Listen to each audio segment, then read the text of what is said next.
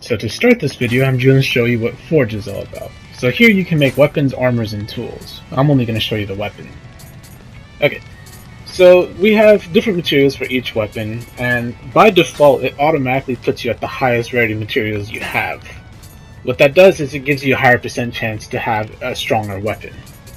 Now, when you scroll down to Forge and click triangle, you can also deposit divine fragments, which makes your weapon divine. You have a 95% chance if you have 10 installed.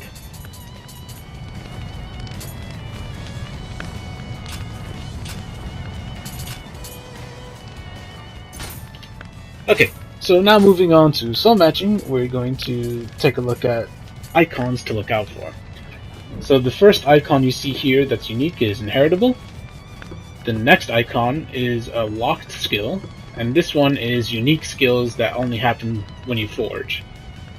So basically, you want to look out the most for inheritables. So to soul match, you first get a weapon you want to make stronger, and then you go for another one and level it up that way. My base weapon here is 299 plus 42, and when I put this in as my material, it'll go to 300 plus 43, and that little arrow you see pop up shows you the change in the weapon. I'll make a separate video explaining about the plus values, because that's a bit too complicated and too long for this.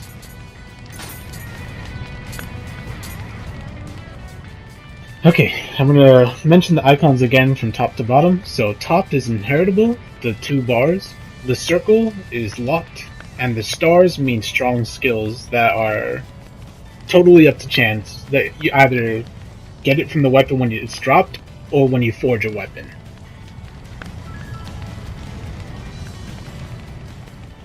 Okay, so in a second you'll see that one of the stats change, and that's because of inheritance.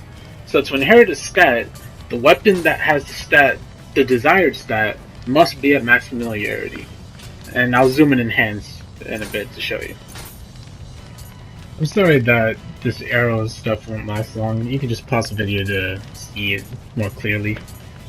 But as you can see, my weapon is really low leveled, and with soul matching I can make it stronger. Now armor is pretty special. Well, not really. Like, you can use any armor piece to upgrade any armor piece. So you'll see here, I can use a chest plate, gauntlets, leggings, waist guard, whatever. The unique thing about armor, though, is each armor piece, there are specific inheritables that are, specific to like gauntlets. For example, attack up inheritables. So here I'm going to show you again another example of inheritance. So you see here the armor I have, and it has gold earned, and with the Hayabusa I picked, it goes from gold to Amrita earned from yokai. Okay, now I'm going to show you reforging. So reforging, what it does is it changes a stat on a weapon that you already have. So you have 3 materials you can choose from by pressing triangle, and the color tells you which one you have that you're using. You can also press triangle instead of X to go to temper, which uses umbracite. And there's 4 qualities of umbracite, so keep that in mind as well. Now let's start with a divine fragment and reforge. So it changes the stat permanently.